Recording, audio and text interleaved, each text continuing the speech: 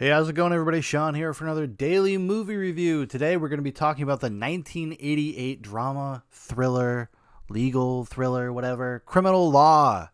The film is directed by Martin Campbell, written by Mark Kasdan. It stars Gary Oldman, Kevin Bacon, Tess Harper, Karen Young, Joe Don Baker, Sean McCann, Ron Lee, Michael Solinkoff, and others.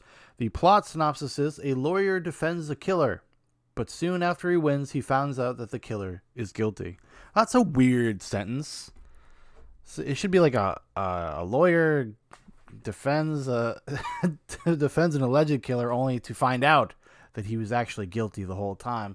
So yeah, this is a weird movie. This is a Martin Campbell. If you don't know, Martin Campbell is kind of another workman-like director. I feel like I use that word maybe too much, but he's one of these guys that comes in. He came from television. He does very solid work. He understands the fundamentals of filmmaking and storytelling, and he's able to touch on all sorts of different genres. I mean, he's responsible for a couple of my favorite James Bond movies, especially in the past, since like the 90s. He did GoldenEye. He did Casino Royale. So two kind of like first time, new Bond movies, and he set a tone and knocks it out of the park. And then he also does things like Green Lantern, Vertical Limit, the Zorro movies, The Mask of Zorro and The Legend of Zorro. He does both of those. But yeah, mostly he comes from. He did start a little bit in film, but then really kind of cut his teeth on BBC television stuff. And this was his big American debut. This is the first like American production he was involved in. He got a couple big stars. You got Kevin Bacon, who was probably at the time, this is Footloose era. Kevin Bacon, I assume, 1984. So it was a few years before that. So he was kind of a hot up-and-coming dude at the time.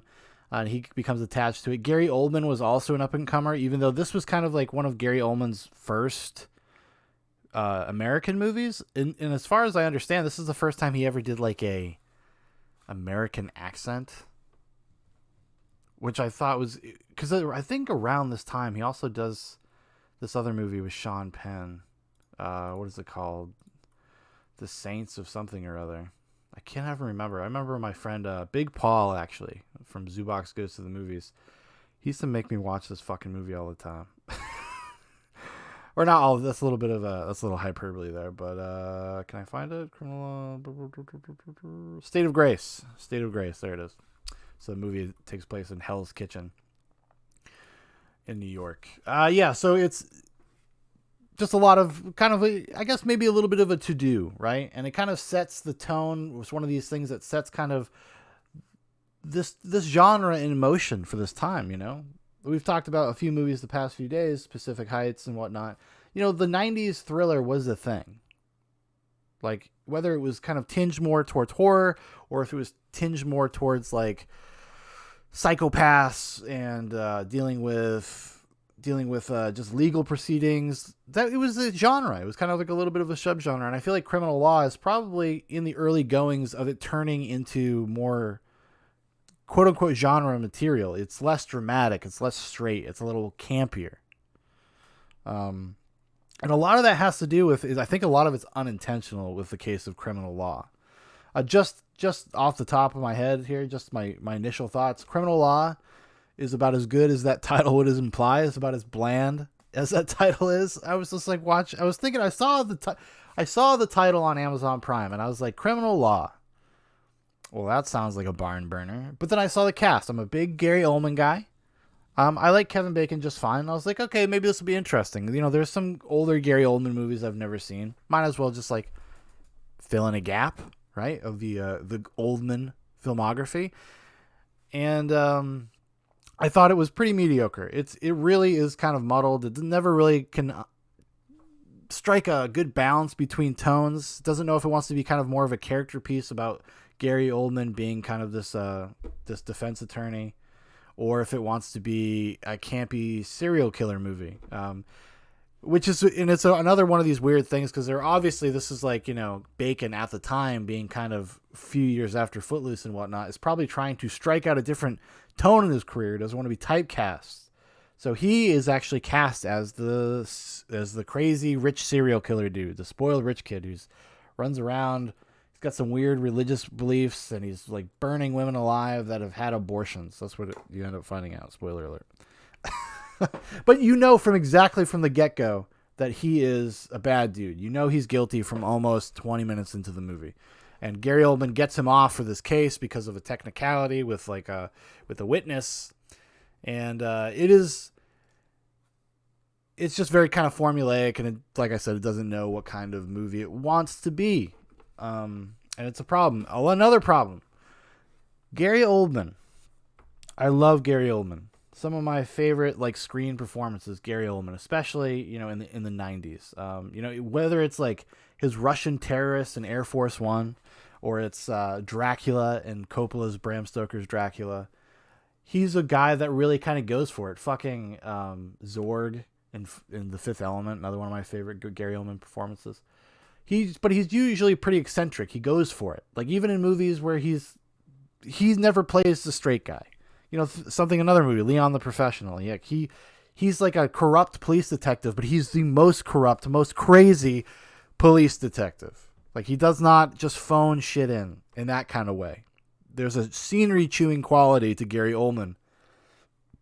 And when he has to play the straight guy, he cannot do it. He cannot play a normal person. Like you could just see it wanting to bust out of his skin. He wants to contort and snarl and be character actory at every turn, every scene. Like him just trying to walk down a fucking hallway like a normal person is impossible for him. Hey, Gary, yeah, we need to get a shot of you walking down the hallway and you go to the door on the right. Okay. Hey, Gary, why are you fucking crab walking and have a maniacal grin on your face? I imagine that's probably what it's like directing Gary Oldman, trying to do something normal. Hey, Gary, will you take a sip of that water? He just throws it in his face, in his own face. That's what Gary Oldman would do. So seeing him try to be like this straight man lawyer who's having like this kind of conflict of conscience and doesn't really work very well. If this movie is made 4 years later, the roles are flipped. Bacon is the lawyer, Oldman is would be the psycho. That's honestly what you would think, right? If you read the plot description and you didn't see any marketing materials or poster or whatever, if you just read the plot description and then knew what the cast was, you'd probably slot Oldman into the fucking serial killer role just automatically. Just because that's what we know him as. And Bacon is just, I actually like Kevin Bacon.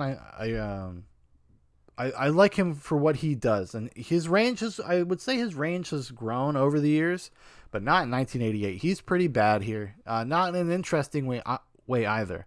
Like Oldman is also bad in this movie, but in a way that is very entertaining. Like it's like, I wouldn't say like, go out and watch this movie. You got to see this Gary Oldman performance. But if you ever were to watch it, I think that is your takeaway from the movie. It's like kind of fun to watch Gary Oldman try to be normal and he just can't do it. I mean, there's just weird asides of him just like having small talk with people. Like they're trying to set up like he's at this big point in his career. He's about to kind of pop off. He just slam dunked this giant case and other people are interested in him. They want to buy out like his firm that he like kind of runs. So he's partners with a friend. And he's just trying to have this normal conversation with dude, and he can't help but just look insane. I was trying to find a picture of it so I could post it on Twitter, so you just like see this face he makes in particular. He looks like a demon, and he's just trying to fucking say like, thank you for considering me. His whole face is like, Wah. It's great.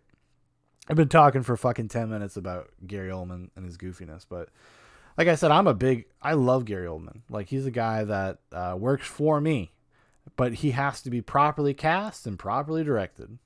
Another movie, speaking of just him trying to be a normal guy, like the Nolan Dark Knight movies, like it feels very performance-y, right?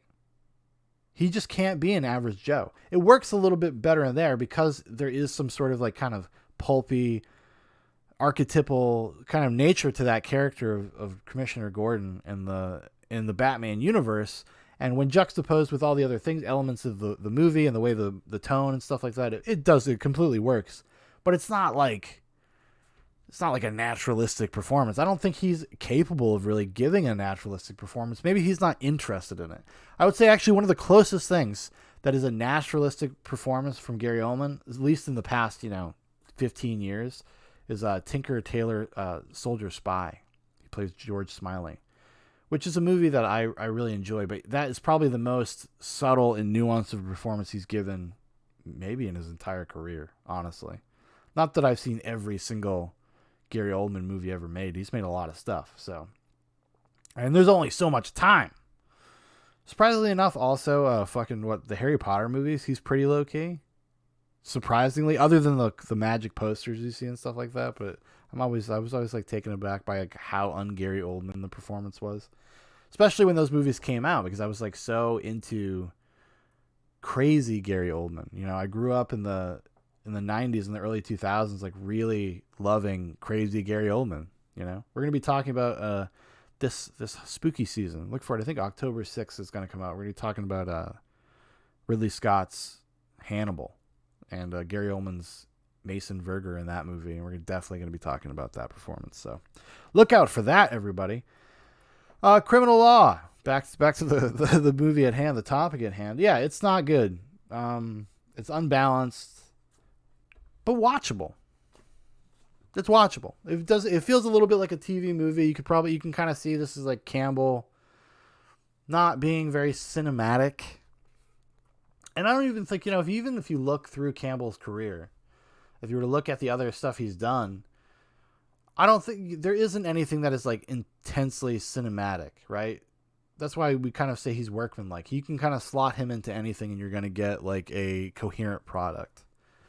Like, I mean, as much as I like GoldenEye and Casino Royale, it's not the direction that really puts those movies over the top. I mean, they're kind of flatly directed, honestly, a little flat in the direction thing, but he can execute on just, the basics. So, I really got to revisit some of those, man. Like I have that James Bond box set, the 50-year anniversary, I think. And then I bought Spectre. So I have a box set of every James Bond movie and then Spectre on a fucking disc, and it drives me crazy. It's like one of these OCD things. I'm just like, I gotta find a way to make this fit in here. And I wish they would just sell the updated boxes. I'm like weird enough. I'd give you a solid like $20 for the updated boxes. Like where I can, have that another long box thing where I can put all of them in. Yeah, that's how fucking nutty I can be. I can get there. I can go there. Yeah, but I don't know. If you're like me, if you're just like weird and bored and you're like having a lazy morning, I watch this, My kid got up kind of early. Got up at like 6 a.m, which is early usually gets up at like 7:30 sometimes. And I was like, well, what am I going to watch? What are we going to watch, kid, while we eat breakfast and we get ready for our day? I was like, shit, man. Never seen this. Let's roll. And now you get to suffer too, because now I gave a completely incoherent, rambling conversation about it, much like the movie. So, like, what I'm doing here is very meta. It's a lot of layers going on right now.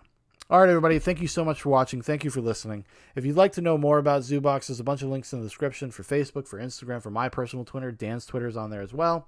Yeah, especially if you want to kind of see what I'm watching. Maybe you can get a preview of videos that are coming in the future, or sometimes I don't get a chance to record videos for everything I see, but I'll usually drop some comments on Twitter about what I'm watching. That's generally what I use Twitter for. Maybe some light trolling of people of all political persuasions, but getting in trouble with hashtag movements.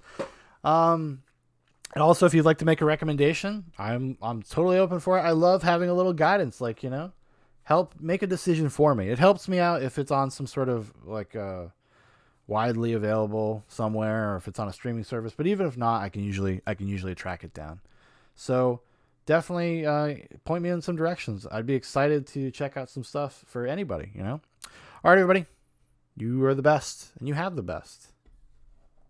That's right, I said it.